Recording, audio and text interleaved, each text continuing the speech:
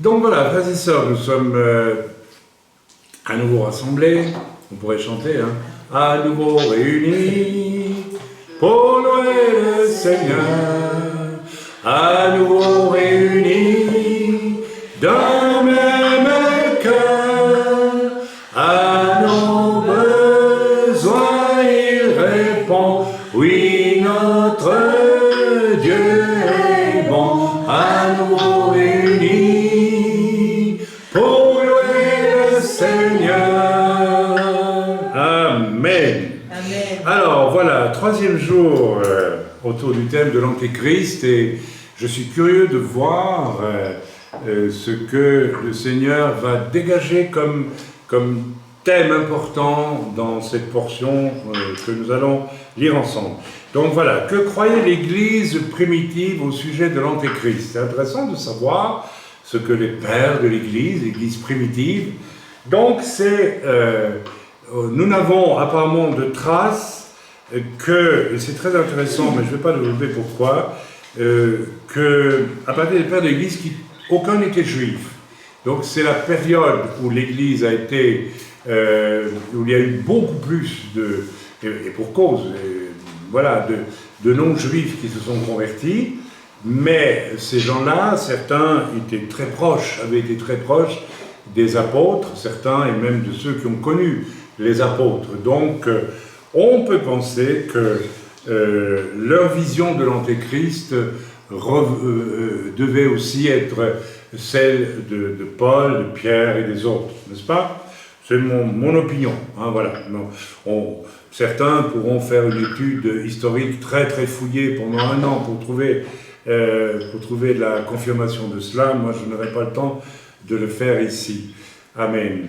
C'est à moi ce signé-là? Non, c'est ce que tu as pour les livres Bénédiction des Pères en anglais. Mais qui l'utilise? C'est moi. Ah, j'en ai distribué? Il y en a avec les livres que tu Ah, pardon, excusez-moi. Voilà. Donc, nous allons lire que croyait l'Église primitive au sujet de l'Antéchrist. De plus en plus de voix s'élèvent pour soutenir que l'idée d'un individu futur qui régirait le monde est une invention moderne. Bon, ça c'est bizarre, parce que toute l'histoire de l'humanité nous révèle cette tendance, on va dire. Hein.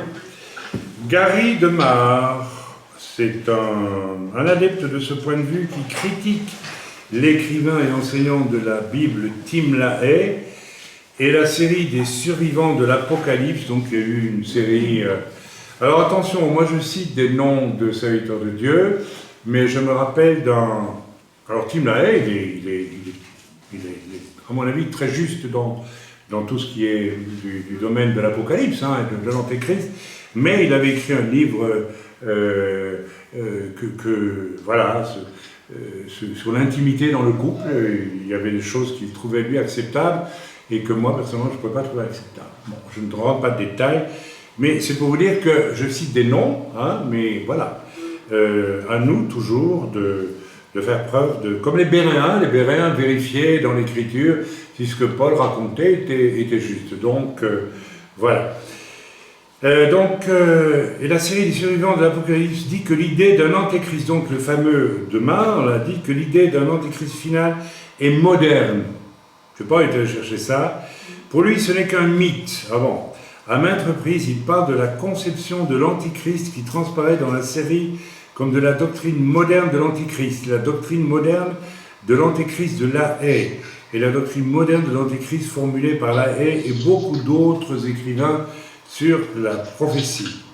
Mais la notion de l'antéchrist est-elle un mythe ou est-ce une invention récente? Les témoignages révèlent que ce point de vue remonte au début de l'Église, contrairement à ce que dit M. DeMar, qui est probablement un homme ignorant en fait.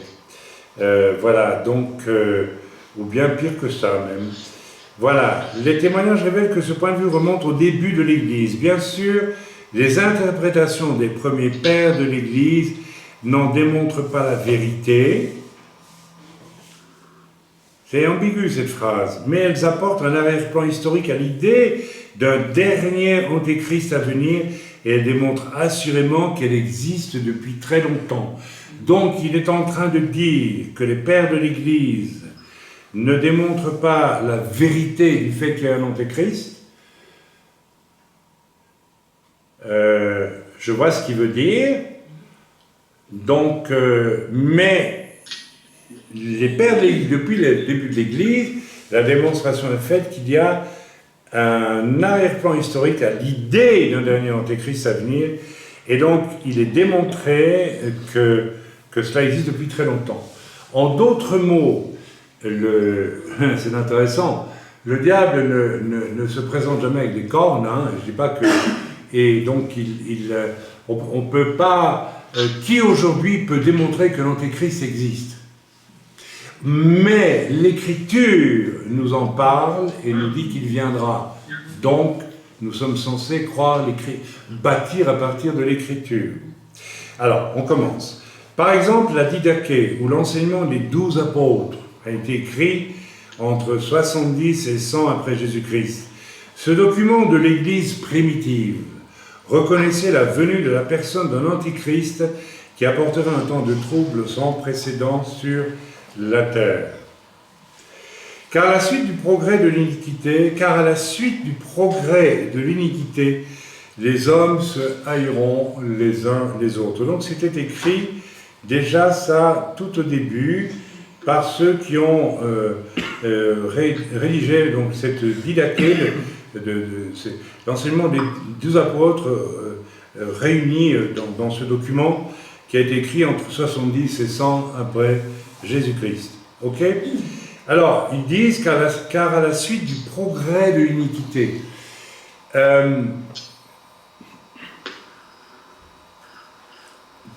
pouvons-nous dire, quand nous regardons ce qui se passe autour de nous, que l'iniquité progresse à grande vitesse aujourd'hui? Les hommes se haïront les uns les autres. Quand j'ai lu ça, j'ai pensé à Israël. Je vais faire un aveu très simple, je n'ai pas été voté aux dernières élections. Pourquoi? Parce que tout l'enjeu des luttes entre candidats, c'était Netanyahou et c'était toute une série d'autres, n'ont pas été, si vous voulez, sur le fait d'un programme qu'on présenterait, que les électeurs pourraient trouver le meilleur, soit celui de Netanyahou, soit celui des autres, parce qu'en réalité, sur ce plan-là, Netanyahou, même si on n'est pas d'accord avec tout ce qu'il a fait ou tout ce qu'il fait, il bat tout le monde, c'est tout. Donc, le combat, si vous voulez, entre les diverses factions politiques autour et contre Netanyahou, a viré à tous les coups sont permis, et c'est devenu de la haine. Et ça, c'est grave. Je crois que c'est pas si c'est la première fois dans l'histoire d'Israël moderne, mais en tout cas, les sages d'Israël disent, et ils ont raison, que le temple, une des raisons pour lesquelles le temple a été détruit, c'est pas la seule, hein, parce que bon, Jésus avait prophétisé de toute façon, et parce que le régime du temple devait être magnifié par quelque chose de beaucoup plus finalement simple et total, c'est le sacrifice de Jésus. Donc, qu'est-ce que j'étais en train de dire, moi? Je ne sais plus maintenant. Une des raisons pour lesquelles il a été détruit. Oui, c'est que d'après les commentateurs, et je crois même Flavius Joseph va un peu dans ce sens-là, dans sa guerre des Juifs, eh bien, la haine entre les factions, pendant que les Romains étaient en train d'assiéger Jérusalem, au lieu de s'unir, les Juifs s'est séparé en plusieurs factions, et deux grandes factions, qui voulaient diriger les opérations pour résister aux Romains, je pense. Donc, ils se disputaient intramuros, au lieu d'être unis, et évidemment, ils ont été détruits. Et lorsque le peuple d'Israël se laisse aller à des rivalités d'hommes, à de la haine, très souvent, il va y avoir des gros problèmes. Donc, nous sommes dans ce temps, je crois qu'il n'y a pas que dans ce temps. Quand on regarde un peu l'actualité autour de nous, on voit que la haine augmente partout. La haine qui se traduit par des meurtres gratuits, par des comportements violents, gratuits, par une méchanceté gratuite, par des jeunes que vous croisez en rue et vous la gardez comme ça, et ils vous disent « Tu veux ma photo, mec? Je vais te casser la figure, pourquoi tu me regardes? Tu te prends pour bien... » Oui, n'est-ce pas? Vous savez que ça existe. Donc la haine est en train de... On voit aujourd'hui une chose terrible, des jeunes gens de 14 ans piétiner un vieil homme qu'ils ont piétiné en sautant sur sa tête, à pieds joints, un vieil homme qu'ils ont jeté au sol, ou un juif à New York, ou que sais-je d'autre. Il y a là une haine qui est en train de monter partout, qui est irrationnelle, qui n'est pas irrationnelle, qui est spirituelle. Ils se poursuivront, ils se trahiront. Ils se poursuivront, ils se trahiront. Aujourd'hui, même dans l'Église, il y a toujours eu de la trahison, oui, même dans l'Église, mais aujourd'hui, la trahison devient vraiment très forte. On le sait, n'est-ce pas? Nous le savons, nous l'avons vu. Et alors paraîtra le séducteur du monde, se donnant pour le Fils de Dieu, et alors paraîtra le séducteur du monde. Donc il faut que, et c'est un des plans du diable, c'est de créer le chaos le plus puissant possible. Hein, donc il y a eu toute une théorie défendue par un Canadien il y a quelques années, j'ai oublié son nom, c'était Ordo ab chaos, c'est-à-dire un nouvel ordre à partir du chaos. Donc le chaos est en train de s'installer partout, on le voit, hein. Même en Israël, c'est un chaos. Hein. On nous a dit qu'on avait éradiqué le Covid avec la vaccination, et ça y est, on a un nouveau Covid qui fait qu'on va devoir tout recommencer à zéro. Les gens vont devenir... C'est ingérable, ça devient le chaos, et c'est voulu. En tout cas, je ne vais pas dire c'est voulu, parce que on va dire ça y est, les conspirationnistes, je n'ai pas envie de rentrer dans ce débat. En tout cas, c'est un fait. Le chaos est là, il est là, on ne peut pas le nier. Et c'est alors que disent les pères de l'Église, disaient, n'est-ce pas, c'est alors qu'ils disaient ça, donc il y a presque 2000, non, il y a 1900 ans à peu près, rendez-vous compte.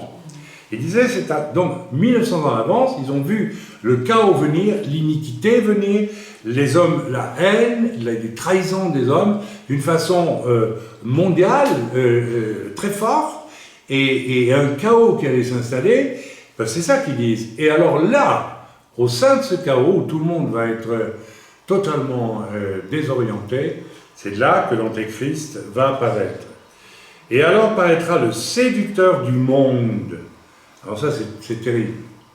Le séducteur du monde. C'est-à-dire celui qui est capable de séduire ceux qui sont perdus. De toute façon, et si possible, même ceux qui ne sont pas perdus. Parce qu'il va venir avec des armes du monde qui seront censées régler tous les problèmes que les gens ont dans le monde. Se donnant pour le Fils de Dieu, se donnant lui pour le Fils de Dieu, voilà, c'est ce qu'il disait, il fera des signes et des prodiges. Voilà, Matthieu 24, 24, 2 Thessaloniciens 22, 9, Apocalypse 13, 2, 13 et 19, 20. Et la terre sera livrée entre ses mains, et il fera des iniquités telles qu'il n'y en eut jamais depuis le commencement des siècles. Voilà. Alors maintenant, nous lisons Irénée. Irénée, c'était un évêque français de Lyon qui a eu sûrement, dit l'auteur ici, plus d'influence dans les 3 premiers siècles que tout autre dirigeant chrétien. Oui, bon, ça me dérange un petit peu, parce que quand même, dans le 1er siècle, et même un peu après, il y avait quand même les apôtres, et puis il y avait leurs disciples, etc. Mais bon, d'accord. On ignore, mais on ne va pas en faire un débat.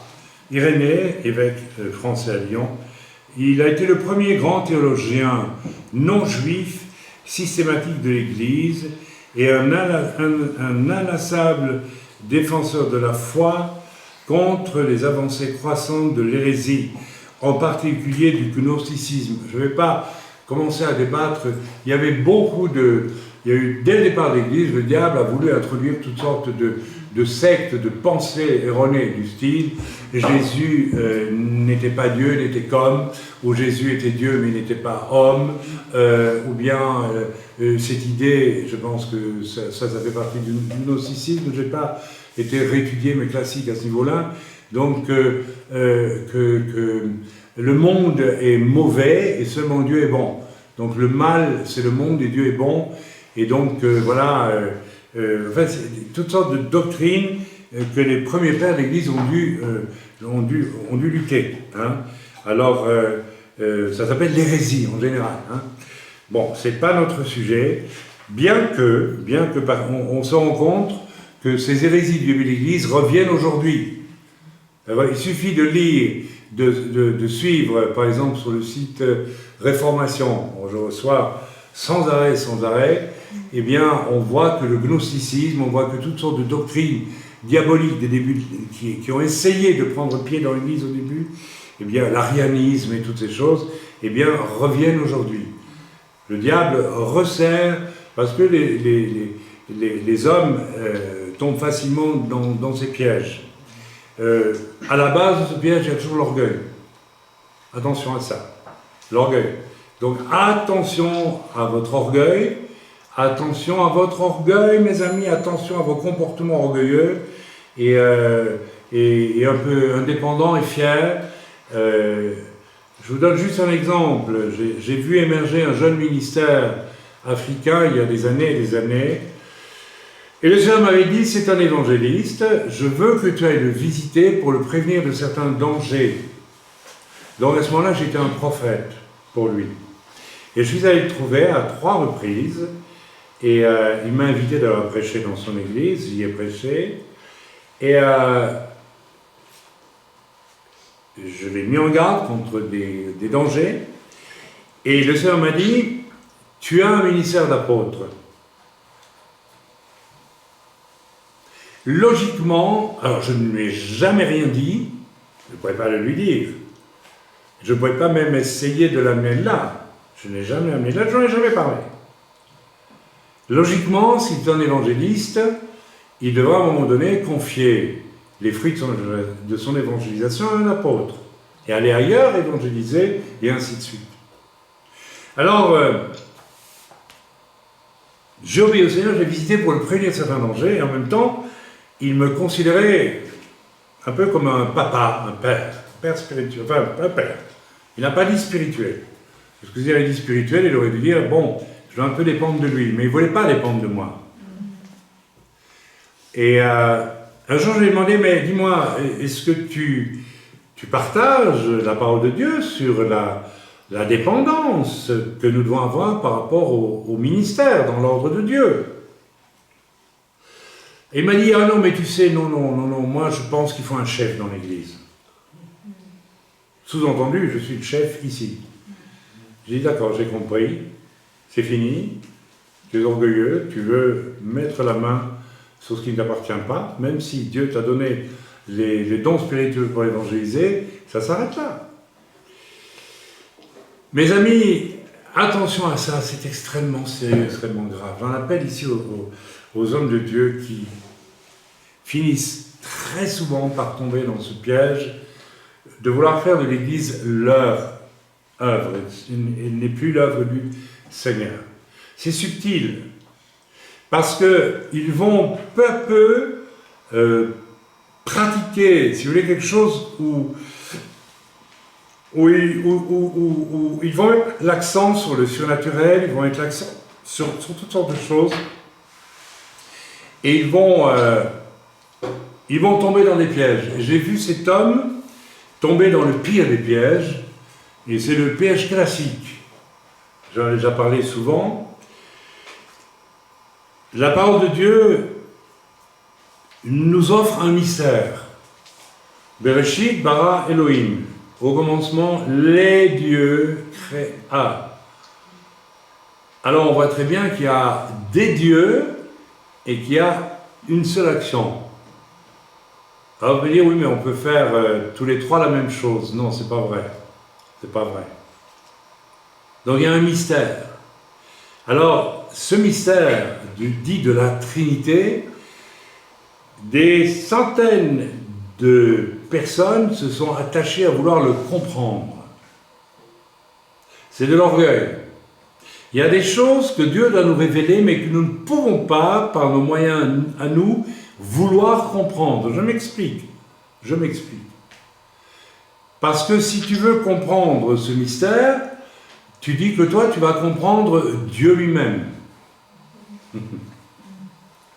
Alors, je vous ai déjà donné le témoignage du fait que moi, curieusement, jamais l'Esprit de Dieu ne m'a demandé de m'attaquer à ça. Jamais. Je n'ai jamais pensé à ça. Pourquoi certains y pensent-ils? Ils y pensent parce qu'ils sont orgueilleux, ils ne veulent pas dépendre de la parole de Dieu pour diriger leur vie, et ils ne veulent certainement pas dépendre non plus des autres. Ils veulent faire de leur appel quelque chose de personnel et qui leur appartient. C'est le signe d'un orgueil qui n'a pas été vaincu. Et c'est très dangereux. Et ça va les amener dans l'erreur. Alors cet homme est tombé dans le piège, et finalement, les gens l'ont proclamé prophète. Il n'est pas prophète du tout. Il a prophétisé une seule fois, et c'était faux.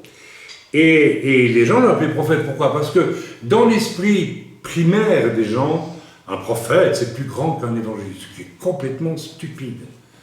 Il y a un prophète n'est pas plus grand qu'un évangéliste. Un prophète, c'est un prophète, il fait son travail. Un garagiste, c'est un garagiste. Un insulteur, c'est un insulteur, c'est tout. L'insulteur n'est pas plus grand que le garagiste, et le garagiste, même s'il il trafique sur des Lamborghini, n'est pas plus grand qu'un insulteur. C'est différent, c'est tout, c'est deux choses. Mais le peuple de Dieu qui sent qu'il a en face de lui un homme orgueilleux, et il croit que c'est un homme très spirituel, ils confondent. Vous voyez? Parce qu'il dirige les choses d'une certaine façon. Eh bien, ils vont élever le serviteur. Je vous en supplie, ne m'élevez jamais, je ne veux pas ça, je n'en ai pas besoin, je n'ai absolument pas besoin de cela. Et même si vous faites un peu dans vos cœurs, oubliez ça, s'il vous plaît.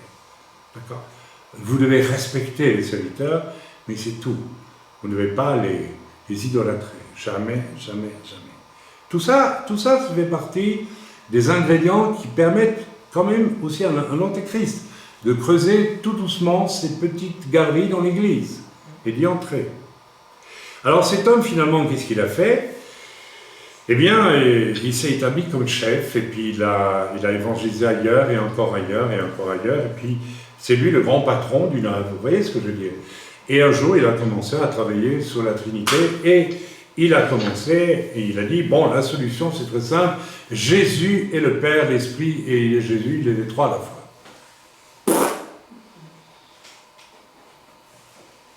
Alors moi, je suis un homme, vous savez, je suis belge aussi, les Belges, on est des gens assez terre à terre, comme ça, hein. Et je dis, alors Jésus, quand il est sur la croix, il est le Père, il est l'Esprit aussi. Donc il dit, Père, pourquoi m'as-tu abandonné? Et il faut qu'il monte vite au ciel pour répondre, je sais pas, puisqu'il est le Père. Mais on est dans des égarements, mais somptueux, c'est ridicule. Alors que la beauté du Echad, du Père, du Fils et de l'Esprit, peut nous être révélée. Moi, j'ai vécu l'expérience, je l'ai décrite, et je pense qu'elle est acceptable. Ils sont trois, mais ils sont un parce que leur amour, ils sont amour. Et quand on est non pas en train d'aimer les uns les autres, mais qu'on est amour, on devient un. Vous avez jamais remarqué ça? Quand des chrétiens sont vraiment unis, ils sont amour. Et l'Église peut très bien devenir le lieu où il n'y a plus l'amour de Dieu. Je ne parle pas de l'amour-sentiment humain. Je parle de l'amour philéo ou l'amour éros. Je parle de l'amour agapé. On peut très bien être dans l'Église et qu'il n'y a pas l'amour de Dieu, parce qu'on n'est pas unis. L'amour de Dieu cesse quand l'Église n'est pas unie. C'est fort, vous savez ça. Parce que Dieu est un Dieu un, Echad. Ok? Donc, il est tombé dans le piège, et j'ai vu que systématiquement les gens qui commencent à vouloir s'attaquer je le dis ouvertement, hein, et puis, vous n'êtes pas d'accord avec moi, c'est très bien, c'est de l'orgueil. On ne met pas Dieu dans une formule. Ils essaient de trouver comment c'est possible, qu'ils sont trois, ils sont un, et on invente toutes sortes de choses, et on en arrive à des raisonnements humains qui sont même ridicules à la fin. Amen. Voilà, donc nous avons ici, j'ai fait un petit détour à partir d'Irénée. Voilà, donc il a inclus, Irénée, une étude sur l'Antéchrist dans son grand ouvrage contre les hérésies, pardon. Je commence à être fatigué moi aujourd'hui. Dans cette œuvre, il a détaillé sa vision de la venue du malin. Alors, donc, vous pouvez essayer de trouver, pourquoi pas, le livre de, s'il se trouve, je crois que sur Internet, on trouve tout maintenant, contre les hérésies d'Irénée, d'accord?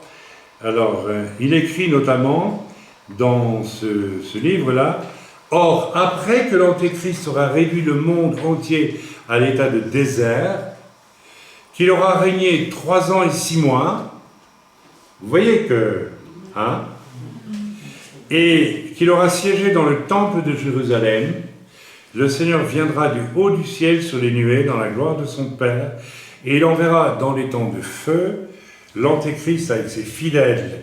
Il inaugurera en même temps pour les justes les temps du royaume, c'est-à-dire le repos du 7e jour qui fut sanctifié. » Intéressant, il parle du Shabbat ici.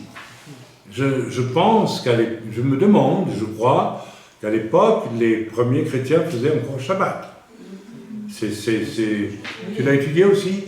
Oui, c'est les 300 premières années, je crois qu'ils faisaient Shabbat. C'est 300, à peu près 300 années, oui.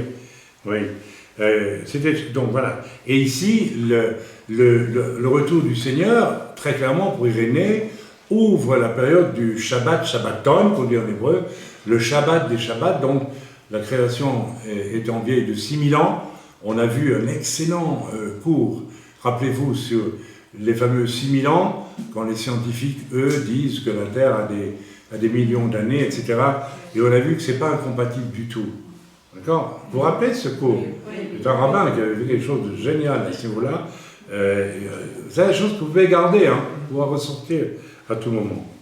Voilà. Et voilà, il donnera à Abraham l'héritage promis.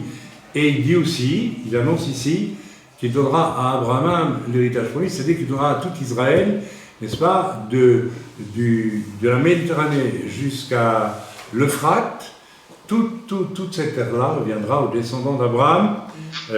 Ici, il pense aux Juifs, aux Israélites, bien sûr. C'est le royaume en lequel, selon la parole du Seigneur, beaucoup viendront du levant et du couchant. Voilà, ici, Irénée, hein, dans son livre Contre les hérésies, annonce très clairement, on ne va pas revenir dessus, n'est-ce pas, la venue de l'Antéchrist, etc., etc. Les passages suivants nous prouvent qu'Irénée croyait à la venue du dirigeant mondial. L'Antéchrist est un seul individu dont la venue était encore à venir au IIe siècle après Jésus-Christ. Il incarnera entièrement le mal comme Christ le bien. Il déclenchera la dernière grande apostasie. Elle est en route, la grande apostasie. Donc, est-ce que l'Antéchrist est déjà là? C'est possible. C'est possible. Il sera mis en avant par le faux prophète. Ça, c'est pas encore vraiment évident, mais on le sent venir quand même. Vous voyez certaines déclarations du pape actuel. Voilà, je n'en dis pas plus. Il sera mis en avant par le faux prophète qui opérera de grands miracles qui conduiront beaucoup d'hommes à la perdition. Ça, c'est encore à venir. Mais les prémices de ça sont en train de venir, et dans l'Église elle-même. Puisqu'il est dit que dans les temps de la fin, il y aura de faux prophètes, et le terrain est préparé pour le grand faux prophète. Parce que lorsque je vois certains ministères qui sont des faux prophètes, de faux apôtres, ou de faux tout ce que vous voulez, on voit une concurrence entre eux. Celui qui aura la plus grosse fortune, le plus gros jet, et qui fera les choses les plus extraordinaires. Il suffit d'aller sur Internet, on trouve. Hein. Et ils se rendent crédibles, figurez-vous. Ils se rendent crédibles. Il y en a un qui est spécialisé, c'est un Africain, j'ai oublié son nom. Toutes ces réunions, apparemment, tournent autour du fait que, voilà, il va discerner quelqu'un dans la foule, et il va lui dire ces 4 vérités de A à Z, comme s'il avait une parole de connaissance. Voyez-vous? Et ça a l'air terrible, parce que, par exemple, il y a quelqu'un qui vient, il a un costume de pasteur, avec un col blanc, et il l'appelle, et il lui dit « Vous êtes pasteur ?» Il dit « Oui, je suis pasteur. Et dites-moi, vous êtes venu ici pour m'écouter, n'est-ce pas? Oui, oui, je suis venu ici pour vous écouter. » Et alors, il le laisse mentir, et puis à un moment donné, il dit « Vous n'êtes pas pasteur, vous êtes un sorcier. Et vous n'êtes pas venu ici pour m'écouter, vous êtes venu ici pour me contredire et pour me détruire. » etc., etc., etc. Alors l'autre se sent dévoilé et il s'effondre. Et alors, après, le sommet, c'est « Et maintenant, je vous pardonne et je vous propose de devenir un vrai disciple de Jésus-Christ. » Alors il se convertit et toute l'église, ils sont 2000. « Alléluia, Alléluia, merveilleux !» Seulement, il y a quelque chose qui me gêne, moi. C'est que la Bible n'est pas prêchée. C'est tout du prodige, Et puis j'observe le gaillard, je dis tiens, à chaque réunion il a un nouveau costard. Moi j'en ai deux, c'est ça ma chérie. J'en ai eu un 3e pour aller en Afrique à l'époque, je ne l'ai jamais mis, parce que vous aidez pour ne pas avoir trop chaud. J'en ai un pour l'été, un pour l'hiver, les enterrements, les mariages, c'est tout. Je ne l'utilise même pas à l'église. Et voilà. Mais alors, attendez, quel costume, chaque fois. Toujours le truc, on dirait, comment il s'appelle, Stromae, vous savez. Stromae, mais lui, c'est un gars du monde, et puis il est doué, il est très très intelligent sur le plan esthétique. C'est très joli, c'est marié les couleurs. Mais attendez, est-ce que ça doit être... Je ne dis pas qu'on doit être habillé comme des clochards, mais est-ce que, quand je vois un serviteur de Dieu avec un costume couleur... bistre clair et qu'il redresse bien pour que... Et puis une chemise d'un rose pâle parfaitement assortie et on voit que tout ça a été calculé, vous comprenez? Lui, il t'aurait mis une chemise blanche, tu nous fiches la paix, c'était aussi bien, mon vieux. Hein. Alors, il y a ça, et puis il y a... on filme l'arrivée du grand prophète à l'église. Il arrive dans une limousine de 8 places. Vous voyez, des Mercedes de... Moi, j'ai une Mercedes d'occasion, hein, qui est une occasion, mais qui était une bonne occasion. Et étant donné mon âge, j'ai besoin d'une bonne voiture, je ne peux pas me permettre de tomber en panne, etc. Mais bon, ça n'a rien à voir. J'espère que, voilà, je n'apparais pas comme un monstre parce que j'ai une Mercedes d'occasion. Occasion, quand même. Elle n'a pas coûté du tout le prix d'une neuve, loin de là. Ok, mais lui il arrive avec une Mercedes de blanche, toujours blanche évidemment. Et alors, elle se gare, et alors ce qui est terrible, c'est que vous avez la foule des gens qui sont certains en guenilles, qui viennent là parce qu'ils se disent, si j'arrive à faire partie du staff de l'église, peut-être que, hein, c'est tout. Et la limousine s'arrête, et à l'entrée de l'église, vous avez un homme avec un uniforme de général, un peu genre Zantafio, vous voyez ce que je veux dire, avec un grand képi comme ça, et un aigle doré, enfin des trucs grotesques, le carnaval, et puis il salue le ministère. Ben, on est où, là? On est dans quoi, là? Alors après, le ministère rentre dans l'église, et il y a un tapis, probablement rouge, j'ai pu souvenir, et tout du long, il y a des gardiens, des hommes habillés tous dans le même costume. Ça coûte une fortune, oui, mais allez voir. Et alors il arrive sur l'estrade, et puis tout le monde est là, le prophète va parler. Et puis bon, on devine très vite qu'il y a 50, 100 millions de dollars à la banque, et que les braves gens qui viennent là n'en verront jamais la couleur, n'est-ce pas?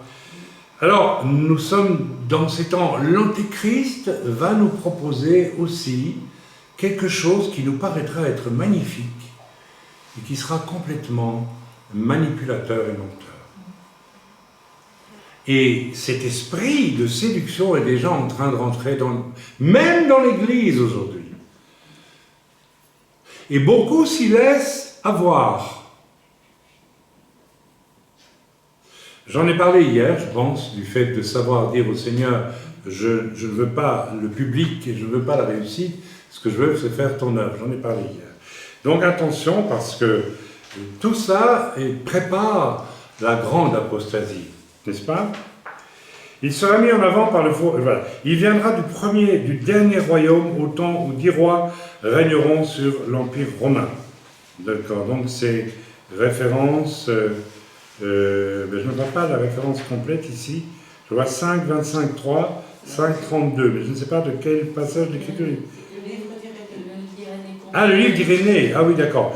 Donc, vous allez trouver le livre d'Irénée, puis voilà. Ce sera un juif de la tribu de Dan. Alors attention, parce que là, c'est ce qu'il dit lui. Hein, mais on verra qu'en réalité, on ne sait pas. Certains disent que ce sera un goy, d'autres disent que ce sera un israélite. Si possible, la tribu de Dan. Pourquoi? Parce que la tribu de Dan est particulière, puisqu'il y a une prophétie, et il dit que Dan est un serpent sur le chemin, et il fait chuter les autres.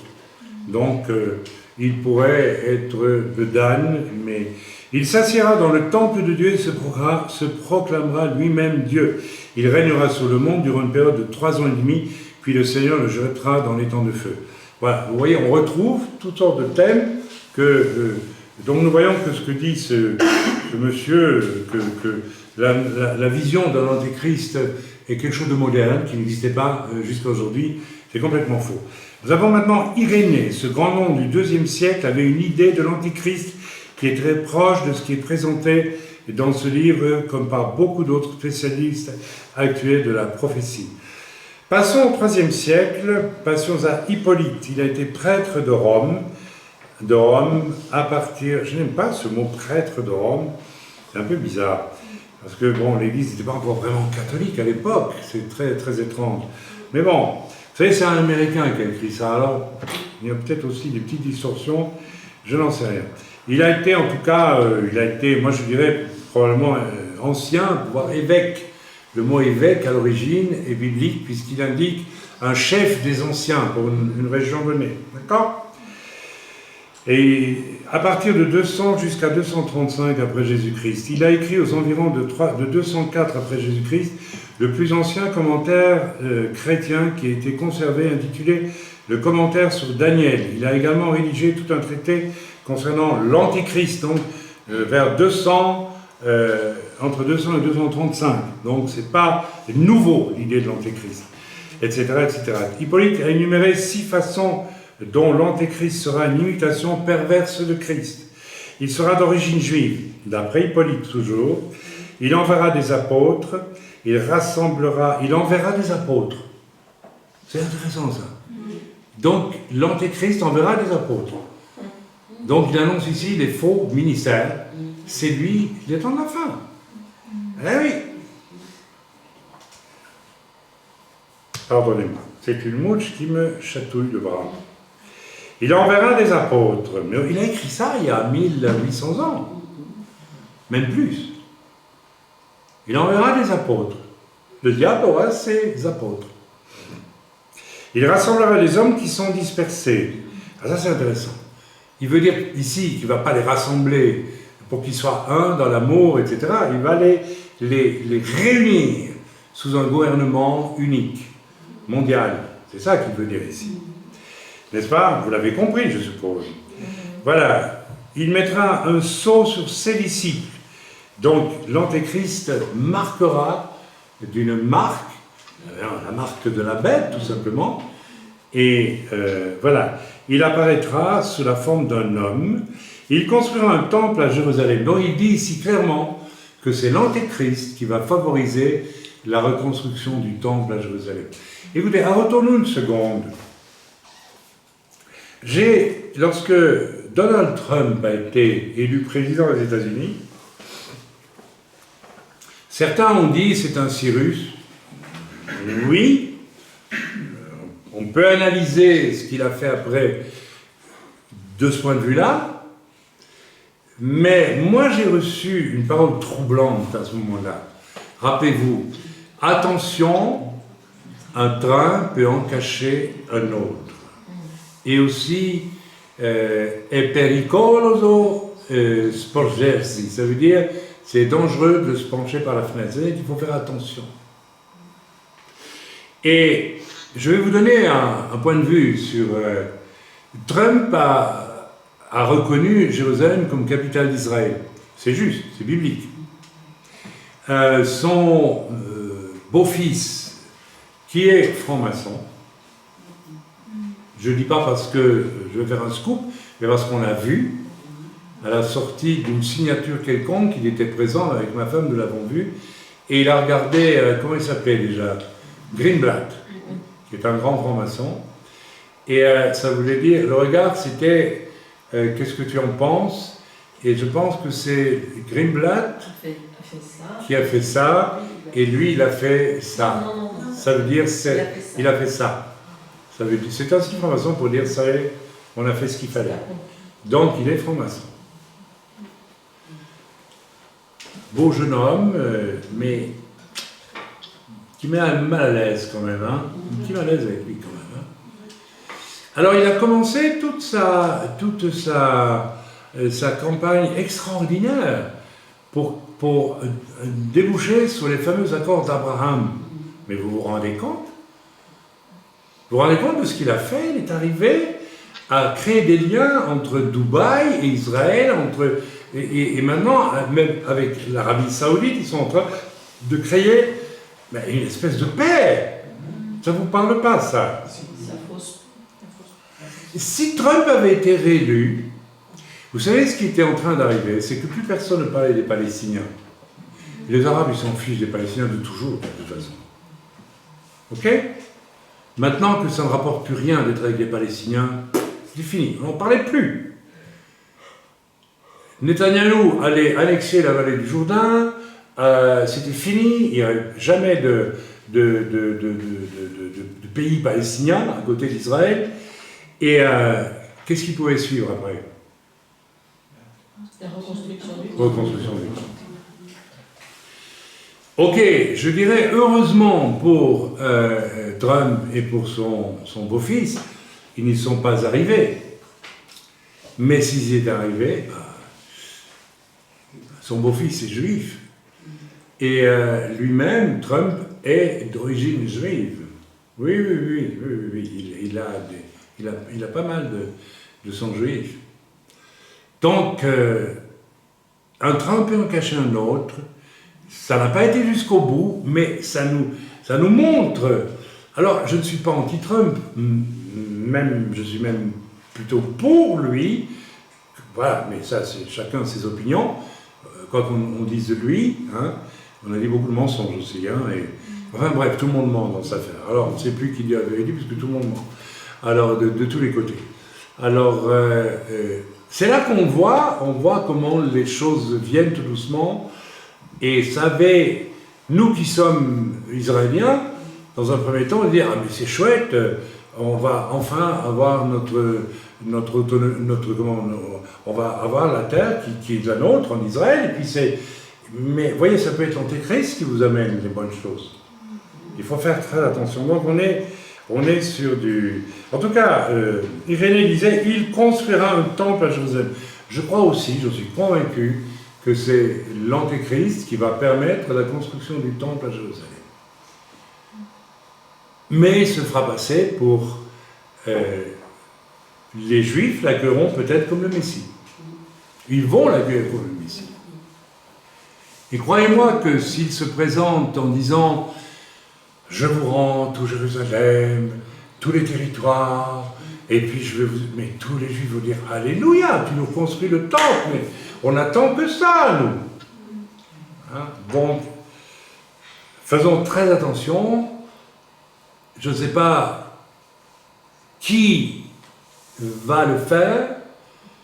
Je sais qu'il y a eu quelque chose qui allait dans cette direction avec Trump et son beau-fils, ça n'a pas été jusqu'au bout, ça peut venir demain, Biden peut mourir, la personne qui doit le remplacer, je ne le souhaite pas du tout bien sûr, mais la personne qui doit le remplacer n'est pas capable du tout, même les républicains, les démocrates le disent eux-mêmes, donc nouvelles élections, Trump revient, il construit le temple, voilà.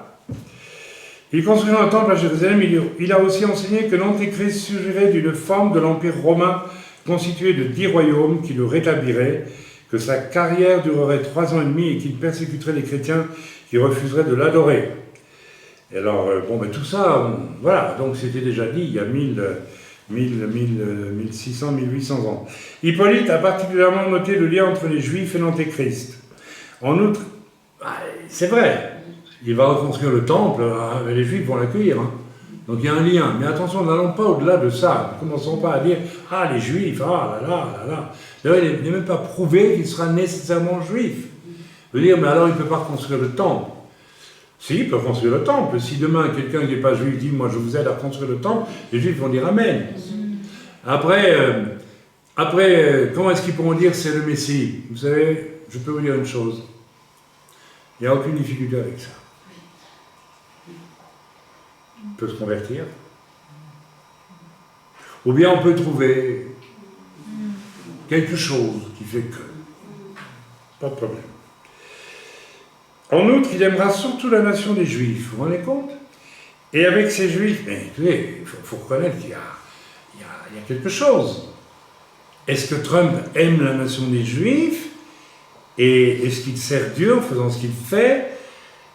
Parce que malgré tout, il a soutenu un gouvernement qui est contrôlé essentiellement quand même par des laïcs qui ne veulent pas de Dieu. Vous voyez, c'est pas si... C'est pour ça que c'est bien.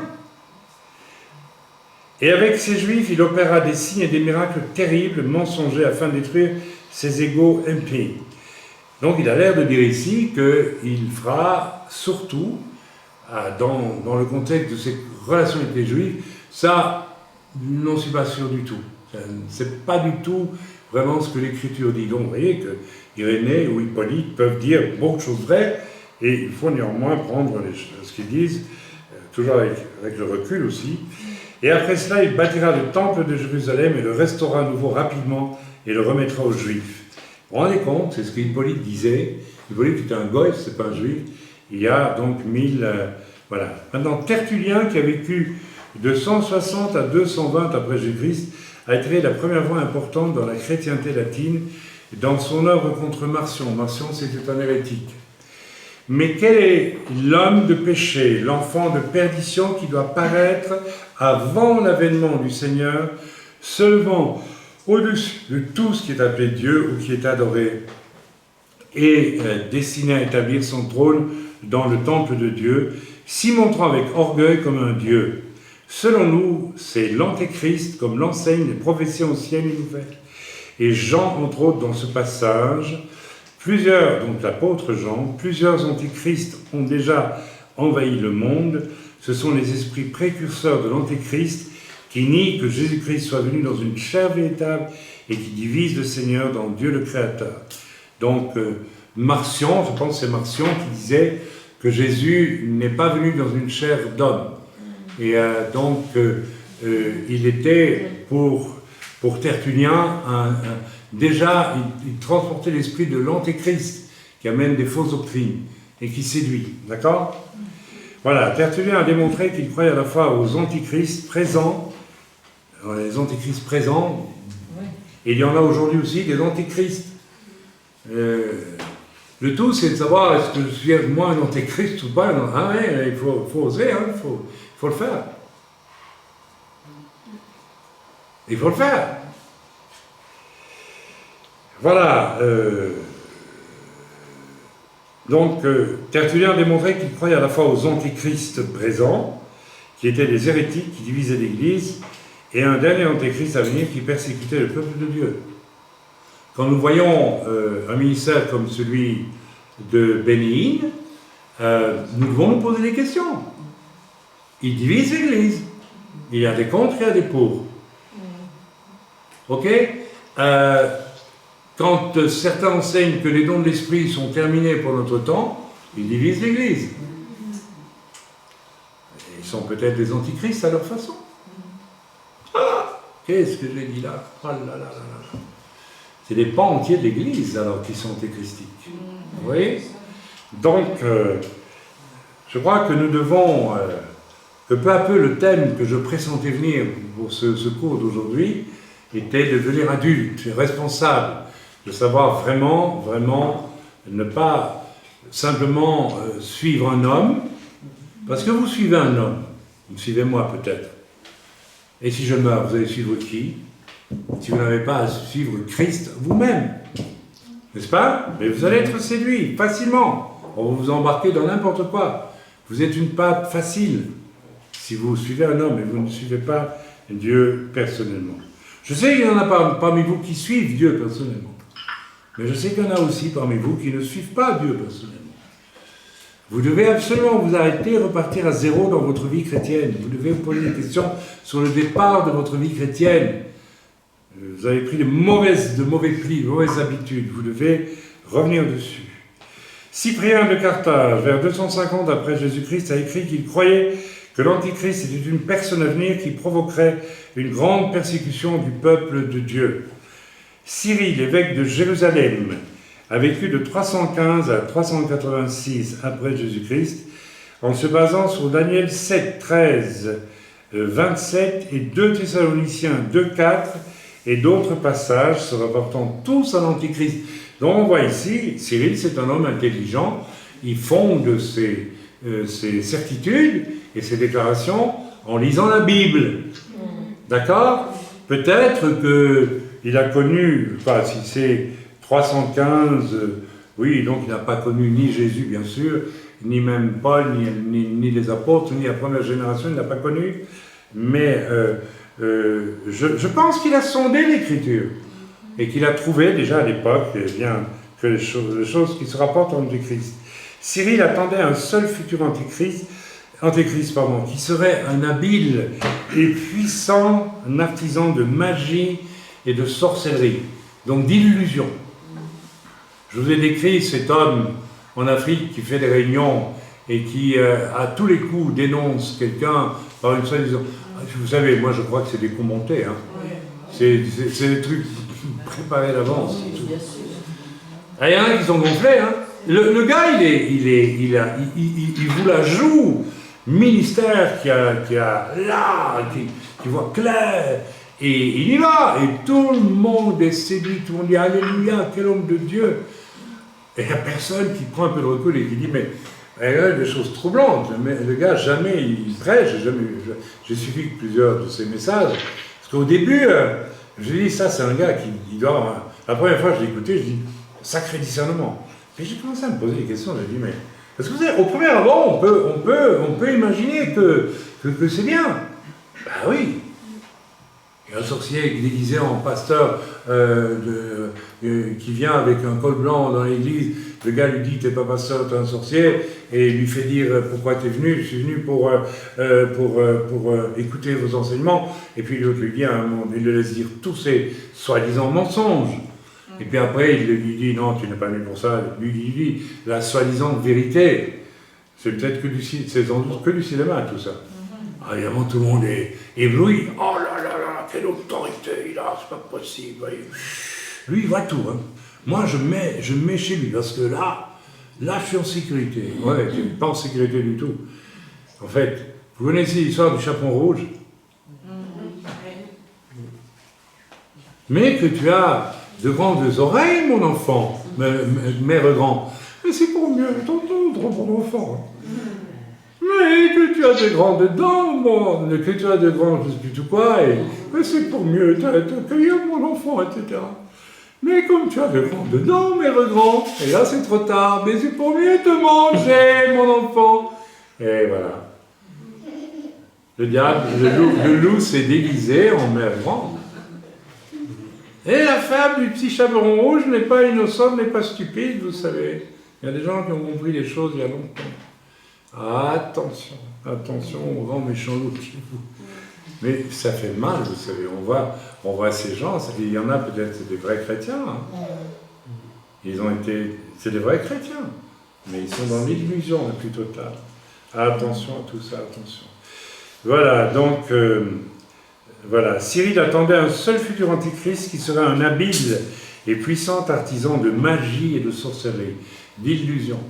Donc, vous avez aujourd'hui de faux apôtres, annoncés d'ailleurs par Hippolyte, hein, il avait vu ça venir, et de faux prophètes qui sont en train de créer des illusions et qui entraînent derrière eux des foules entières et qui les emmènent à la destruction. Amen. Ok, il sera le 11e roi de l'Empire romain, fera monter, rebâtirait le temple juif détruit et se sacrerait lui-même Dieu. On continue, donc est-ce qu'on va les lire tous? Parce que, non, voilà, je vais passer, il y a Lactance, je passe Jérôme, un célèbre père de l'Église, même Saint-Augustin, allez, on va aller sur Jérôme et puis Saint-Augustin, le célèbre père de l'Église qui a traduit l'Écriture en latin, donc c'est Jérôme qui a traduit la Bible en latin, a cru aussi, du grec en latin, a cru aussi dans le personnage de l'Antéchrist. Lui aussi pensait que ce dernier serait un juif, mais il affirmait également qu'il naîtrait d'une vierge et serait habité par Satan lui-même. C'est curieux ça, vous savez. De plus, il enseignait que l'Empire romain serait morcelé entre 10 rois qui seraient vaincus par l'Antéchrist, le 11e roi. Il disait que l'Antéchrist mourrait sur le mont des Oliviers, à l'endroit même où Jésus est monté au ciel. Cette idée que l'Antéchrist naîtrait d'une vierge et serait fécondé par Satan lui-même, elle a été curieusement reprise dans un film que vous ne devez pas aller voir, mais que vous avez peut-être vu, qui s'appelle Rosemary Baby de Polanski, n'est-ce pas? Et dans ce film, on voit un couple de catholiques qui se font attirer dans un piège et la femme finalement a une relation sexuelle avec Satan et elle est enceinte de l'Antéchrist. Vous savez, voilà. C'est pas impossible, parce que le diable peut faire beaucoup de choses. Donc, si Jérôme l'a pensé, c'est pas impossible que le diable veuille imiter Dieu jusque-là. N'est-ce pas? Donc, il enfanterait le diable, sa propre créature homme, qu'il doterait de toute sa méchanceté, son pouvoir, son esprit de duplicité, ses mensonges, son caractère rusé et trompeur, de façon terrifiante. Ok, voilà, il disait que l'Antéchrist mourrait sur le mont des Oliviers, à l'endroit même où Jésus est monté au ciel. Bon, bref. Même saint Augustin, au début du 5e siècle, a soutenu l'idée d'un futur Antéchrist et a déclaré « Daniel prédit aussi ce dernier jugement après l'avoir fait précéder de l'avènement de l'Antéchrist. » Il dit l'Antéchrist. Moi, je veux dire l'Antichrist. Et il conduit sa prophétie jusqu'au règne des saints. Ayant vu dans une extase prophétique 4 bêtes qui figuraient 4 royaumes, dont le 4e est conquis par un roi, qui est l'Antéchrist, et après ça, le royaume du Fils de l'homme, qui est celui de Jésus-Christ. Voilà. Bernard McGinn, un éminent spécialiste de l'Antéchrist, cite David Dunbar, ça doit être un Écossais, ça, un célèbre spécialiste de la patristique. Selon lui, un genre de courant eschatologique s'était développé et était très répandu durant les dernières décennies du IIe siècle. L'idée principale dans l'Église était que l'Antéchrist serait un homme juif qui serait issu de la tribu de Dan. Ça, on va voir que c'est pas si sûr que ça. Il viendrait après la division de l'Empire romain. Il serait un tyran, un persécuteur. Il rebâtirait le temple de Jérusalem. Il s'exalterait comme Dieu. Il régnerait pendant 3 ans et demi. Sa chute inaugurerait le retour de Christ sur terre. À partir de là, on peut penser que le Seigneur aussi a eu 12 disciples, dont un qu'il a trahi, et qui avait des idées pas très catholiques, c'est pas une compréhension, n'est-ce pas? Peut-être plus catholique qu'on ne pense. Bon, je ne veux pas être méchant quand même, n'est-ce pas? Que Dieu éclaire les catholiques. Oui, encore aujourd'hui, non, je ne suis pas du tout communisant. Mais est-ce que par hasard, les 12 disciples étaient aussi chacun d'une tribu différente, moi je le crois. Je crois que c'était voulu par Dieu aussi, puisqu'il est dit que dans la Jérusalem-Est, les apôtres jugeront, les 12 premiers, c'est ça hein, qui est écrit, jugeront toutes les tribus d'Israël. Donc ça veut dire que celui qui a été choisi pour remplacer Judas était peut-être aussi de la tribu de Dan, on ne sait pas. Donc il semblerait, on peut imaginer que si Judas était de la tribu de Dan et qu'il a trahi le Seigneur, que l'ennemi de Dieu pourrait être un juif de la tribu de Dan. Ce n'est pas impossible du tout. Pas impossible du tout. Ok? Voilà, je ne veux pas... voilà. Kim Riedlbarger, ça va être un Suisse alémanique à mon avis. Riedlbarger, c'est un nom bien Suisse alémanique, non? Ouais, non, tu sais pas? Où? Ou allemand. Non, de Riedlbarger, ça c'est pas allemand, c'est... Mais enfin bref. Pasteur et érudit amillénial, ça veut dire qu'il ne croit pas au millénium, si je comprends bien. Hein? Eh ben voilà, il ne croit pas au millénium, mais il observe que dans l'ensemble, les pères de l'Église ont cru que l'Antichrist serait juif, apostat, qui apparaîtrait après la chute de l'Empire romain. Attention, après la chute de l'Empire romain, vous savez qu'il y a eu un empire romain qui a dominé le monde, entre guillemets, pendant très longtemps, et dont l'Europe. L'Empire romain s'arrêtait en Angleterre au mur d'Adrien, après lequel vous aviez l'Écosse. Les Romains ne sont pas allés par là parce qu'ils ont dit que ça ne vaut pas la peine, il fait trop froid, ils sont trop fous ces gens-là. On ne va pas aller les embêter, ça ne servait plus à rien. Et puis, en Europe, l'Empire romain s'est arrêté sur le Lim, on appelle ça. Le Lim, c'était une ligne fortifiée le long de la rive ouest du Rhin. Donc, au-delà du Rhin, les Romains ne sont pas allés. Si un petit peu quand même, il y a eu des petites avancées. Et voilà. Donc, il y a des zones entières de l'Europe qui n'ont jamais été romaines. Je pense à la Russie n'a jamais été romaine. La Pologne n'a pas été romaine. D'autres pays, la Tchéquie non plus, je ne crois pas. L'Empire romain s'est arrêté à... Enfin, je n'ai pas les limites exactes dans le sud de l'Europe, enfin bref. Donc, cet Empire romain a chuté. Il y a eu d'abord l'Empire romain d'Orient, avec Constantinople, qui a chuté. Et il y a l'Empire romain d'Occident, avec Rome, qui a chuté. Mais, à travers Constantin, qui a fait du christianisme la religion officielle de l'Empire romain s'est prolongé à travers l'esprit de l'Empire romain, s'est prolongé à travers Rome, la Rome catholique. Et on le voit dans toute l'histoire de l'Europe. Donc l'Empire romain a chuté, mais il n'est pas détruit. Et donc il dit ici que l'Antéchrist apparaîtra après la chute, mais pas la disparition de l'Empire romain. Et il se proclamera Messie dans le temple. Voilà. Voilà, cette même représentation générale de l'Antichrist se poursuit au Moyen-Âge dans son livre Naming the Antichrist, nommé l'Antéchrist. Robert Fuller résume l'idée prédominante à cette époque. Je vais vous lire ça et puis nous arrêterons pour les pères de l'Église. Même si la tradition médiévale, nous savons, c'est le Moyen-Âge, n'est-ce pas, de l'Antéchrist était très complexe et variait d'un auteur à l'autre, bon, il y avait beaucoup de points communs quand même. Ça ne variait pas tant que ça. Enfin bon, peut-être qu'on n'a pas tous les détails de ce qu'il disait non plus dans ce livre. Il est possible malgré tout de discerner dans les grandes lignes la conception qu'on avait de cet Antéchrist. Qui il est, quand il apparaîtra, ce qu'il fera et ce qu'il adviendra de lui. C'est important. Qui il est. Donc on saura qui est l'Antéchrist à un moment donné. Et on va voir quand on le saura. En fait, c'est quand le temple sera construit qu'on le saura. Pas avant. On ne peut pas le savoir avant. Donc inutile de commencer à chercher. Par contre, on peut observer ce qui vient de l'esprit d'Antéchrist et qui s'infiltre aujourd'hui dans l'Église. Donc, je vous en supplie, s'il vous plaît, nous sommes le temps de séduction. Si vous m'écoutez, et que vous avez un malaise spirituel, que vous n'aimiez pas mon visage, que vous n'aimiez pas ma façon de parler, que vous ne m'aimiez pas parce que je suis belge ou israélien, ça n'a pas entré en ligne de compte.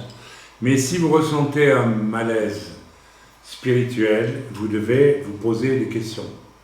J'ai écouté récemment un serviteur de Dieu, bel homme, bien habillé, qui parle bien, très intelligent, cultivé, et pourtant j'ai un malaise.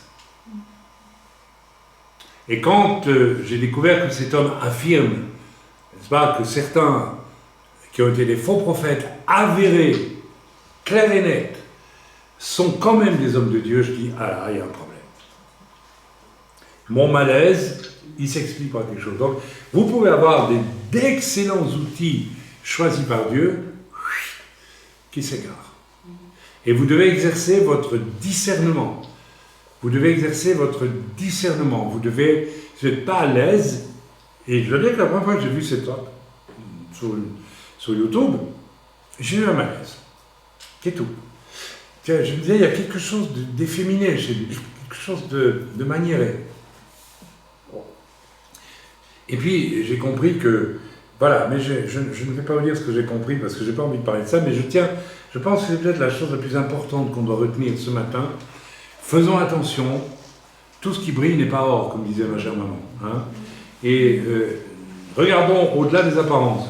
Nous pouvons être éblouis dans un premier temps, mais nous devons quand même revenir et regarder une deuxième fois, une troisième, et voir si ça se confirme, notre éblouissement, n'est-ce pas? Il faut faire attention, il faut faire très attention. Je reviens, voilà, la tradition médiévale oscillait quelque peu entre l'identification des hérétiques d'alors, en particulier les Juifs, comme antichrist et l'attente d'un seul individu qui viendrait dans l'avenir, juste avant le retour du Christ, le Christ. Dans l'ensemble, la dernière interprétation prévalait. Le clergé médiéval a écrit abondamment au sujet d'un homme qui serait né d'une prostituée ou de quelque autre femme perverse, originaire de la tribu de Dan. Alors c'est assez gonflé, parce que les Juifs orthodoxes disent que Jésus est né d'un centurion romain et d'une prostituée. Oui, ils disent ça. Et ici, Antéchrist naîtrait lui aussi, c'est pas impossible, hein, ce qui était attribué à tort à Jésus est peut-être véritable ici. Donc, on peut penser quand même que l'Antéchrist n'est pas né d'un bon pasteur, homme de Dieu, et d'une femme vertueuse. Hein. Ça, ils sont certainement des ténèbres les plus absolues. Ok? Voilà. On pensait que dès avant sa naissance, il serait possédé par le diable, qui lui donnerait le pouvoir de tromper et de faire des miracles. Les divers ouvrages sur la vie de l'Antéchrist déclarent qu'il entrera à Jérusalem, rebâtira le temple et convertira les Juifs, les Israélites, moi j'ai envie de dire, hein, les Juifs, c'est la tribu de Juda, les Juifs, qui au départ l'adopteront comme alliés. Vous vous rendez compte? Et on ne peut pas s'empêcher de songer quand même à ce qu'ils ont fait avec Trump, quoi. Et oui, voilà. C'est pas allé jusqu'au bout. Donc c'est pas encore maintenant, mais j'aimerais bien qu'on voit les choses sous cet angle-là un petit peu. Même si on est sioniste. Mais attendez, on est sioniste, c'est quoi notre sionisme? C'est être sioniste pour Israël, les yeux fermés, ou moi je suis sioniste pour la Sion que Jésus viendra inaugurer à son retour. C'est juste par grâce que Dieu ramène les Juifs en Israël aujourd'hui. Et il les ramène peut-être aussi pour les juger d'ailleurs. Ah oui, il faut oser quand même le voir en face. Il faut regarder les choses, il faut arrêter de rêver, que ce soit dans un camp ou dans un autre. Ok? Donc, il faut voir les choses réelles. Voilà. Il obtiendra le pouvoir politique et religieux. Il enverra des faux prophètes. Vous vous rendez compte? Moi, je n'avais jamais vu ça avant. Donc, généralement, les ecclésiastiques chrétiens devenant peu à peu catholiques, ou bien restant des chrétiens, on va dire évangéliques, comme à l'origine, on va schématiser un petit peu, beaucoup pensaient qu'il avait envoyé de faux prophètes. Alors, il faut vraiment faire attention. Est-ce que, le neveu non pas le neveu, le beau-fils de Trump est un faux prophète. C'est possible? Est-ce qu'il y a des faux prophètes dans l'Église aujourd'hui? Il y en a. Ils viennent pour séduire, ils ne viennent pas pour vous amener sur la voie du Seigneur. Ils viennent vous raconter en général des choses très agréables. Vous avez remarqué? Ils vous rassurent. Tout va bien. Trouvez-moi un prophète qui vous rassure. Moi, je n'ai pas trouvé. Je ne trouve pas. Si, j'ai lu Ésaïe 36 ce matin, ou 37, j'ai lu 36, avec le Rabshakeh, et puis Ézéchias, après s'être repenti quand même, va trouver Ésaïe, et Ésaïe lui dit, calme-toi, c'est réglé, parce que tu t'es repenti, sous-entendu, la vie ne sera pas prise. Donc là, Ésaïe lui annonce une bonne nouvelle, mais il s'est repenti, d'accord? Et aujourd'hui, on a des prophètes qui ne disent que des choses, j'ai envie de dire des bondieuseries, des choses agréables à l'oreille. Hein? J'en ai connu un comme ça, il y a des années, et j'ai vu que c'était un homme pas fiable du tout, pas courageux, pas honnête, opportuniste.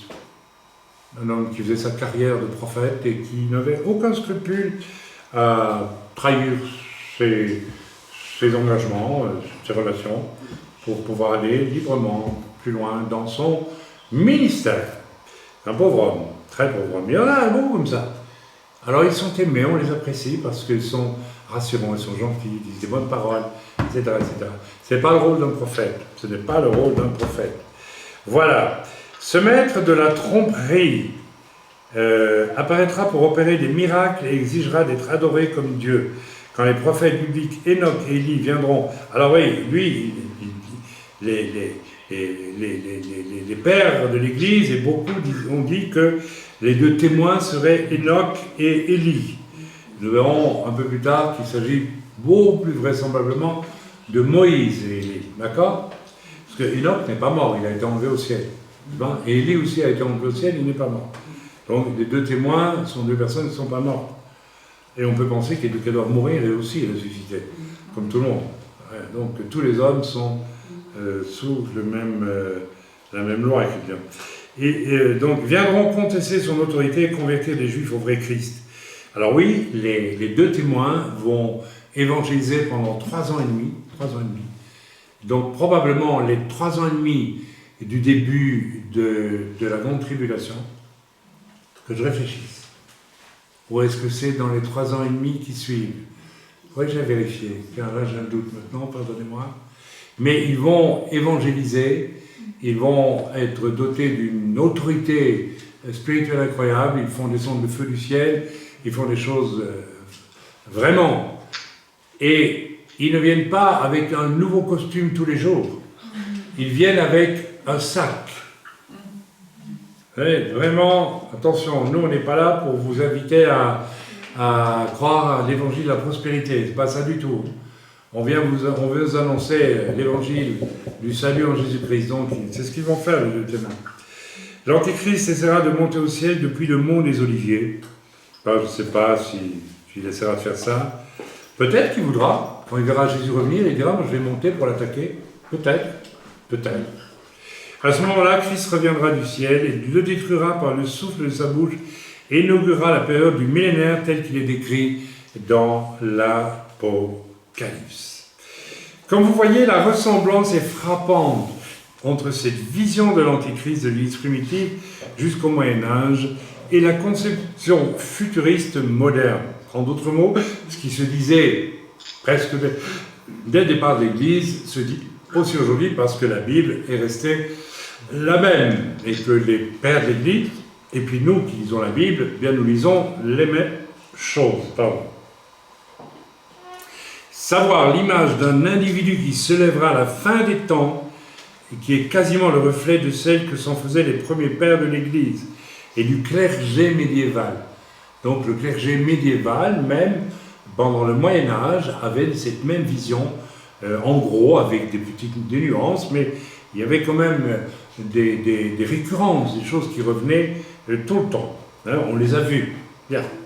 Cette conception, loin d'être moderne ou d'être un mythe, remonte à l'Église primitive et vient de ceux qui, dans le temps, étaient les plus proches du Nouveau Testament et les apôtres. On peut ne pas être d'accord avec l'idée d'un grand antéchrist dans les derniers jours, mais il n'est pas du tout exact de prétendre qu'un tel point de vue est récent. Bon, vous avez le droit, il dit ici, vous avez le droit de ne pas être d'accord qu'il y aura un antéchrist. Je trouve que c'est très compliqué de ne pas être d'accord avec ça, mais vous n'avez pas le droit de prétendre que ça c'est une invention moderne. Donc c'est, voilà, probablement que l'auteur américain s'est rendu compte aux États-Unis, la doctrine qui voulait que l'antéchrist c'est une invention moderne était fortement répandue. Je ne sais pas si en Europe c'est très répandu, je ne crois pas, je n'ai jamais entendu. Mais en tout cas, voilà, donc nous allons nous arrêter là et nous prendrons demain, voilà, avec le titre « Les croyants sauront-ils, qui est l'antéchrist avant l'enlèvement? Devrions-nous chercher à connaître son identité ?» Donc ça, nous allons...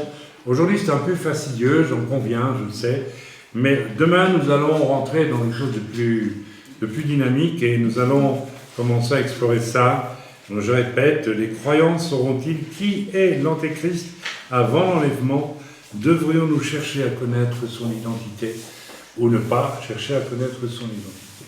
Moi, je dis, ne cherchons pas d'avance à connaître son identité, c'est inutile, nous n'y arriverons pas, parce que, je vous l'ai dit depuis le début, il participe d'un mystère de l'iniquité. Le mystère de la Trinité est un mystère. Si Dieu vous le révèle, c'est bien. S'il ne vous le révèle pas, ne cherchez pas à l'expliquer. Vous n'avez même pas le droit de le faire. Vous n'avez pas le droit d'essayer d'expliquer une chose que Dieu n'a pas expliquée. Si Dieu veut vous la révéler, là, c'est autre chose. Et pour ce qui est de l'Antéchrist, non seulement vous n'avez pas à chercher qui il est maintenant, vous n'avez pas à le faire. Pourquoi? Parce que vous commettez une erreur, vous utilisez un temps précieux alors que vous devriez l'utiliser pour autre chose. Et de toute façon, vous ne le trouverez pas. Donc c'est inutile. Mais, par contre, nous devons être attentifs et intelligents pour discerner les choses qui rentrent dans l'Église aujourd'hui et qui préparent pour les chrétiens le contrôle de l'Antéchrist. Parce que vous voyez, si l'enlèvement de l'Église a lieu avant que l'Antéchrist ne paraisse, est-ce que le Seigneur va enlever des chrétiens, c'est une terrible question que je pose là, qui ont été négligents et n'ont pas observé de près, n'est-ce pas, les vedettes spectaculaires qu'ils suivent? Est-ce que le Seigneur va les enlever? Je ne sais pas. Peut-être qu'il ferait un immense pied de nez au faux prophète en enlevant tous ses membres et en laissant lui sur la terre, je n'en sais rien. Mais je crois que nous avons un devoir d'être extrêmement attentifs aujourd'hui et on doit pouvoir le faire. On doit absolument le faire. On peut pas. Je vous répète, je suis tombé par hasard sur un homme qui m'a mis mal à l'aise tout de suite. Un malaise, je ne peux pas l'expliquer. Je trouvais, il y a quelque chose de malsain, de sirupeux. Vous voyez, comment tu avais dit, toi, ma chérie? Maniéré. Ok? Vous allez dire, mais enfin, vous savez ça? Non. Je n'imagine pas Jésus maniéré. Je n'imagine pas l'apôtre Pierre et l'apôtre Paul maniéré. C'est un petit signe, frère. Oh, pour moi, c'est déjà un grand signe. Qui dit maniéré dit quasiment efféminé, n'est-ce pas? Et la Bible dit que qui dit efféminé dit... Hein? Bon. Et je peux vous dire que j'ai connu un homme qui se dit prophète. Et puis j'ai compris un jour qu'il avait eu, bien que né dans une famille chrétienne, il a eu une passe de sa vie vécue loin de chez lui, où il a plongé dans des choses que vous devinez, prolongement de ce qu'est un homme efféminé. Et cet homme d'ailleurs était précieux, un homme précieux, un prophète précieux. Oui, bon, d'accord, attention à tout ça, ce sont des signes. Je reviens sur cet homme, et je l'ai réécouté, et j'ai même, à un moment donné, je dis, mais ce qu'il raconte est tellement bien. J'ai mis sur le site, et puis, 1 heure après, j'ai retiré. Je dis, non, je ne peux pas. Je ne peux pas. C'est pas possible. Parce que, ce qu'il raconte là est vraiment bien, il est intelligent, il est vraiment intelligent, c'est précieux, c'est même très bon pour les chrétiens. Mais, il y a du poison quelque part. Alors, vous voyez, c'est tellement délicat. Alors, je pourrais publier ce qu'il raconte en disant, mais n'allez pas l'écouter, mais donc je ne publie pas. Ouais. Donc, nous avons aujourd'hui, alors l'exemple de ce prophète africain, c'est énorme bien sûr, mais n'empêche qu'il y a, je crois, 2000 personnes, 3000 qui sont éblouies, qui le suivent. Et il y en a plein comme ça, alors voilà, je ne vais pas rentrer dans les détails, je n'ai pas envie de dire ce qui se passe, on sait bien qu'il y a de la débauche sexuelle qui va avec tout ça généralement, etc. etc. Alors bon, écoutez, voilà, vous êtes avertis, et nous devons peut-être faire très très attention, même si vous avez vous pouvez avoir un malaise avec moi, vous voyez qu'il y a quelque chose de pas, voilà, qui vous met mal à l'aise. Attention, c'est pas la couleur de mes yeux, c'est pas le fait que je suis comme ceci ou comme cela, hein, mais vous devez pouvoir analyser ça. Je me permets même de vous poser la question, vous voyez, je n'ai pas peur. Est-ce que vous avez parfois un malaise quand j'apporte la parole? Qui a dit oui? Vous pouvez dire oui si vous le pensez. Vous savez pourquoi? Parce que si je ne me rends pas compte que je suis un faux prophète, j'aimerais m'en rendre compte, mais je n'ai pas envie d'aller en enfer, moi. Donc vous avez le droit de me le dire. Il faut pousser les choses très loin. Il faut être très honnête. Et il faut être intelligent. Parce que ces gens-là, ils filent droit vers l'enfer. Ils ont eu leur paradis sur terre, avec un costume à chaque réunion, avec des jets, avec tout ce que vous pouvez imaginer, avec un Saint-Esprit bizarre, qui n'est peut-être pas du tout le Saint-Esprit, je ne sais pas. C'est pas à moi de décider. Mais enfin, il y a des choses quand même qui troublent. Moi, je ne veux même pas m'arrêter sur les pratiques. Parce qu'on ne sait jamais. Mais lorsqu'un de ces hommes prophétise, je parle de Bénin, je dis franchement, c'est notoire, que Fidel Castro va mourir telle année, il ne meurt pas, que Dieu va brûler, détruire par le feu, tous les homosexuels aux États-Unis telle année, et que rien ne s'est accompli, et que Dieu va faire ceci, et que Dieu va faire cela, et que rien ne s'accomplit. Écoutez, ça suffit déjà. La démonstration est faite. Oui, mais c'est pas possible. C'est bénigne. Ah là, la puissance, et ceci. Tu te rends compte? Je m'en fiche. Vous voyez comme les gens aiment, veulent se rassurer avec quelqu'un qui leur apporte de l'extraordinaire. Parce que leur vie est pauvre. Et c'est ce que je vous ai dit au début, avant même de commencer le message. Si vous ne vous décidez pas à faire de vos vies des vies dignes, d'hommes et de femmes qui ont une relation personnelle avec Dieu, vous allez être de pauvres personnes, et un jour ou l'autre, avec une grande facilité, quelqu'un pourra vous fasciner et vous embarquer, parce que vous admirez non pas le Seigneur, mais la personne qui est devant vous. Par contre, si vous avez une relation ferme et personnelle avec Dieu, vous ne serez pas trompé. Vous ne serez jamais trompé. Voilà, c'est peut-être la clé du message. Voilà, c'est que avons-nous une relation vraiment personnelle avec Dieu qui me permet de ne pas être trompé? Ou bien ne l'avons-nous pas? Et parce que nous ne voulons pas être adultes devant Dieu, alors nous cherchons un cadre où on est bien installé et tranquille. Vous êtes candidat à la séduction dans ce cas-là. Vous êtes candidat à la séduction. Si vous êtes dans ce cas-là, vous devez vous estimer heureux. Si vous n'êtes pas dans une église où vous êtes séduit, c'est déjà pas mal. Mais attention, parce que vous risquez un jour ou l'autre d'être quand même séduit. D'ailleurs, je vais vous dire, certains d'entre vous, avant que je vous connaisse, vous couriez voir les choses les plus extravagantes. Les séances de délivrance collective et toutes ces bêtises.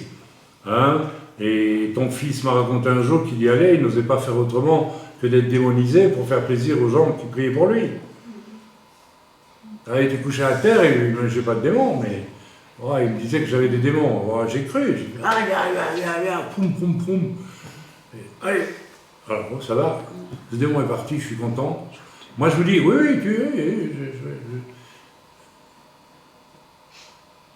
il y a des gens qui sont entrés sans démons, qui sont sortis avec des démons. Des démons d'illusion, je sais pas, d'illusion. Attention, et ça fait longtemps que ça dure tout ça. Ça a toujours existé dans l'Église. Il y a toujours eu ce genre de choses. Revenez à la parole de Dieu. Ayez une relation personnelle avec Dieu. Repentez-vous d'avoir peut-être vécu légèrement comme chrétien. Et décidez-vous maintenant à être ferme dans vos résolutions. Et pour ça, vous ne pouvez pas arriver de vos propres forces. Il vous faut être impacté par Dieu parce que vous avez un désir d'une intimité avec Dieu. Et l'exigence de Dieu s'inscrira en vous et vous la pratiquerez avec joie. Mais si vous voulez le faire par vos propres forces, parce qu'on vous a dit ce que tu fais là n'est pas bien, vous n'allez pas y arriver. Vous arriverez à accomplir la loi parfaite de Dieu dans vos vies quand vous aurez une relation d'amour total avec Dieu, parfaite, complète, authentique, personnelle. Vous devriez arriver tous les jours à la réunion éblouissant de lumière parce que vous avez rencontré votre Dieu tous les matins et tous les soirs et toute la journée. Amen. Amen. Voilà, donc n'oublions pas non plus que le faux antéchrist sera un homme éminemment dominateur et qui va détruire, on l'a vu hier, il va détruire tous ses collaborateurs parce qu'il veut être le seul. Alors si vous êtes animé de cet esprit de vouloir être vous, seul, avec... faites attention parce que non, nous avons besoin, je le répète, nous avons besoin de l'Église. Si on n'a pas besoin de l'Église, il y a un gros problème. Il y a quand même un gros problème. Il n'y a personne qui n'est de nouveau parfait et est déjà devenu comme Jésus le jour de sa conversion. Et parfois, ce sont les pires, les personnes les plus éloignées du modèle, qui se veulent très vite les meilleurs. S'il vous plaît, faisons attention à ça, soyons quand même un peu raisonnables, un peu intelligents et fouillons ces choses. Donc, fouillons, faisons attention, ayons les antennes dressées, parce que nous avons une relation intime, personnelle, individuelle avec Dieu. Et nous sommes capables de discerner tout ce que l'ennemi viendra mettre comme piège dans nos vies. Et croyez-moi, ça sera d'un grand avantage pour chacun d'entre nous. Soyez bénis dans le nom de Yeshua.